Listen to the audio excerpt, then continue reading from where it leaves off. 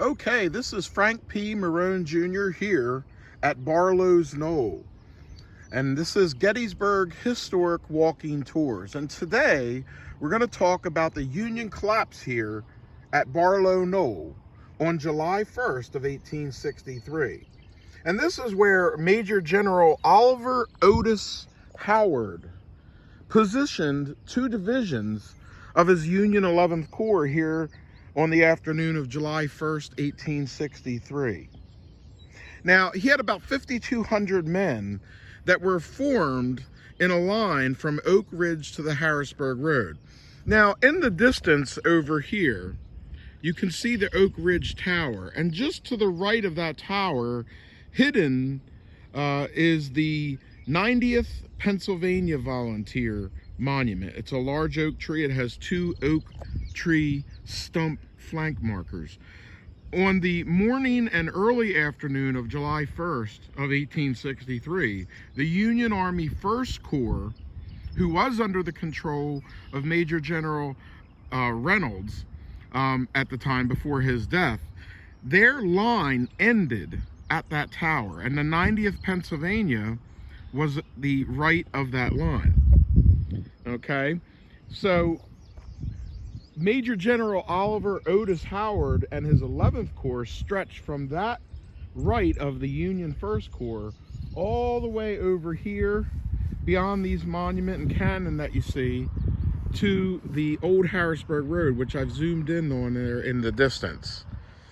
And that was the position of the Union 11th Corps here on the afternoon of July 1st of 1863. Now, about 3 o'clock p.m., Confederate cannon opened fire on this Union line, followed by an attack from the troops under the command of Brigadier General John B. Gordon and George Dole's Georgia Brigade, who streamed out of the trees that you see here in front of us. Several Union regiments broke here from the field, while others made valiant stands up here on this small hill.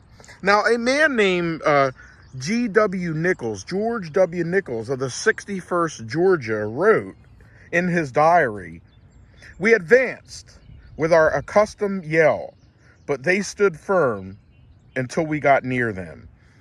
Now, about an hour and 15 minutes later, around 4:15, the entire Union line that was here began to retreat in confusion in this direction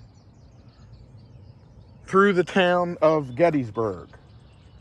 They were in full retreat, and there the Union officers rallied their men and prepared to make a stand. At the end of the first day, the dead, wounded, and the missing of the 11th Corps numbered about 3,000 men. 3,000 casualties here as the Union collapsed at Barlow Knoll on July 1st, 1863 in the afternoon here on the first day's battle at Gettysburg. This has been the Union collapse at Barlow Knoll here on Gettysburg Historic Walking Tours, and I am your tour guide, Frank Patrick Marone Jr.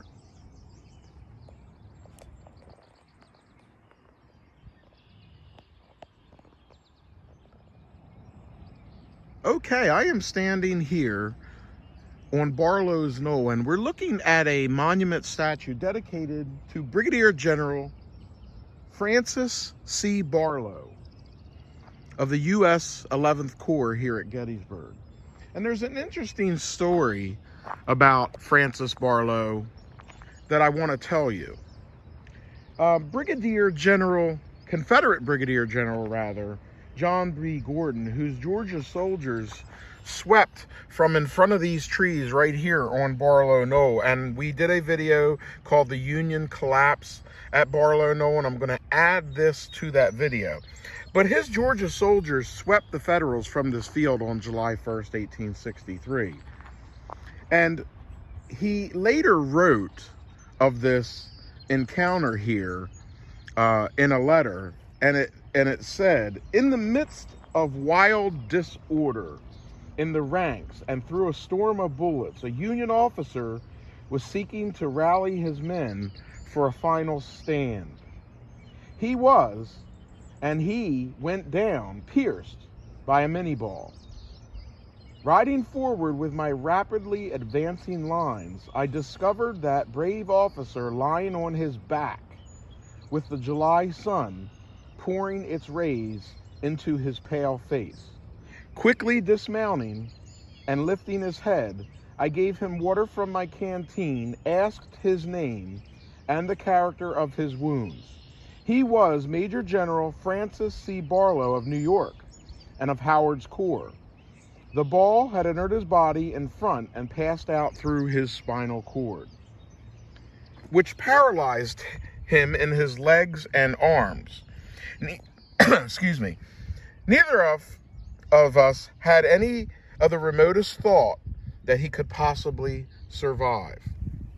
I summoned several soldiers who were looking after the wounded and directed them to place him upon a litter and carry him to the shade. Now, 15 years later, Gordon, who is now a United States Senator, was attending a dinner in Washington, D.C., when he learned that General Barlow was also attending. He was stunned to learn that it was the same one he had met here at Gettysburg, and each man believed the other had been killed in the war.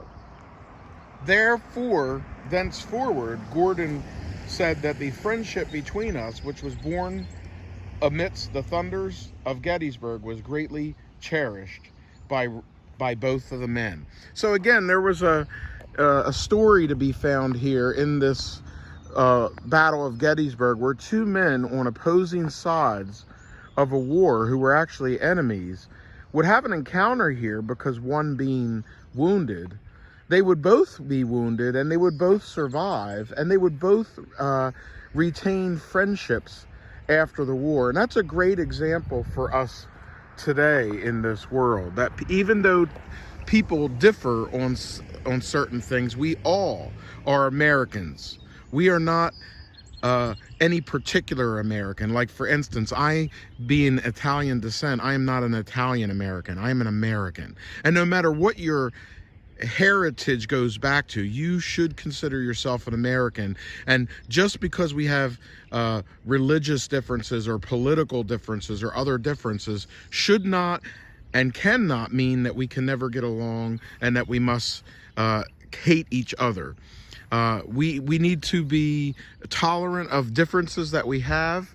And this is a perfect story, that these two men fighting on opposite sides of the war, the American Civil War, one fighting to preserve the Union, one fighting for a new country, one fighting for freedom and states' rights and the right to retain slavery, and the other not. And even though those positions are far in difference, and some may consider some to be more moral than others, these men retain their friendship after the war. And it's a beautiful story that we can all learn from. And that's one reason that we need not ever destroy our American history, no matter how dark it may show some of our past, that we are always moving forward. We are always progressing to new heights to make the United States of America the greatest country on the face of the earth. This has been an addendum to the Union collapse at Barlow Knoll, the story of the Gordon-Barlow incident, here on Gettysburg Historic Walking Tours. Okay, this is Frank from Gettysburg Historic Walking Tours. And we're up here on Barlow's Knoll today, and I'm looking at the Battery G of the 4th United States Artillery. It sits here at the very crest of Barlow Knoll, right next to the 153rd Pennsylvania Monument and the Barlow Knoll iron sign up here. And this battery, which we're going to walk over to in a minute, I just wanted to get the full panoramic view of it in view. This battery, on July 1st, 1863 in the afternoon, was commanded by a man named Bayard Wilkinson, Lieutenant Bayard Wilkinson. Now, when the Confederates began to rout the Union infantry The cannoneers of the 4th U.S. Artillery Battery G were forced to withdraw. Now, Wilkinson, at the age of just 19 years old, was mortally wounded here by a cannonball. It nearly severed his leg, and he was carried to the almshouse here, where the leg was amputated with a pocket knife.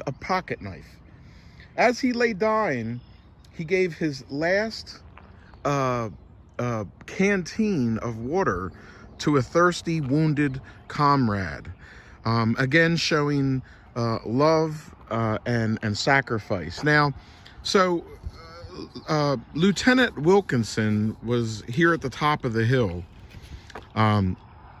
when members of Dole's brigade and Gordon's brigade came out of the trees here, as we talked about in our video, the Union collapse at Barlow Knoll, and attacked them, forcing this artillery battery here to retreat. And of course, when the men retreated, as we talked about in a previous video, they retreated back to the town of Gettysburg, which is directly where our cameras are facing now. Now, Bayard Wilson was wounded mortally in the leg, and that leg was later, he was carried across the field right here. And in the distance, you can see the Adams County Bank over here. Just beyond this tree that stands here is today what is the Agricultural Center here in Gettysburg. But in 1863, it was the almshouse. And the almshouse, of course, was a place where the poor, the insane, the unsound of mind could live free out the remaining of their lives. In fact, it was owned by the Culp family. It was a farm owned by the Culps, and it was the Culp almshouse. And if you died there, okay, and had no family to take your body home, or you didn't have a plot somewhere else that was paid for, you could be given a free burial in the almshouse cemetery, which today is just over there where you see my car. Okay, that's the almshouse cemetery, and that is all that remains of the 1863 Culp almshouse over here in the field. So Bayard Wilson, Lieutenant Bayard Wilson, was carried over there to the farm. His leg was amputated unbelievably with a pocket knife. And then as he lay there dying and probably thirsty himself, he seen wounded men that were just as thirsty of him, but had chances of survival, which he knew he didn't. And he gave them his last canteen of water. Again, another beautiful story that I'm going to add as an addendum to my series here at Barlow's Knoll. And again, these videos here at Gettysburg Historic Walking Tours are made to you all for free. They're to help educate you on what actually happened here at the Battle of Gettysburg, and also for the uncommon, unknowledgeable visitors who just drive around or walk around here and see monuments, markers, cannons, and other things, but don't actually know what they stand for and what they mean. I hope that these stories will bring life to the Battle of Gettysburg. And I'm going to end this video by reading what's on the plaque here of the Battery C 4th U.S. Artillery marker. It was 6 12-pounders with the Lieutenant Bayard Wilkinson commanding. On July 1st, they arrived at Gettysburg at 11 a.m., advanced and took position 2 sections on Barlow's Knoll. The left section detached near the almshouse. Engaged Confederate infantry and artillery on the right and left. Lieutenant Wilkinson fell early, mortally wounded, and the command devolved onto Lieutenant Bancroft. The sections were compelled to change position several times and retired at 4 p.m., one section relieving a section of Battery 1st Ohio on Baltimore Street and covering the retreat. About 5 p.m., they took position on Cemetery Hill. On July 2nd, they moved to the rear of Cemetery, facing the Baltimore Pike, in action at the cemetery from 4:30 p.m. until 7 p.m. And on July 3rd, 1863, about 2 p.m., two sections were engaged in the cemetery until the repulse of the Confederates, of course, which we know is Pickett's charge. Casualties killed, 1 officer and 1 man wounded, 11 men missing, 4 men, ammunition expended, 1,400 rounds, 31 horses killed. Again, this is Battery G of the 4th U.S. Artillery, which was 6 12-pound guns, commanded by Lieutenant Bayard Wilkinson, who was mortally wounded and died here at Gettysburg, July 1st, 1863. This has been an addendum to the Union collapse of Barlow's Knoll here at Gettysburg Historic Walking Tours, and I am Frank P. Marone, Jr., your historian.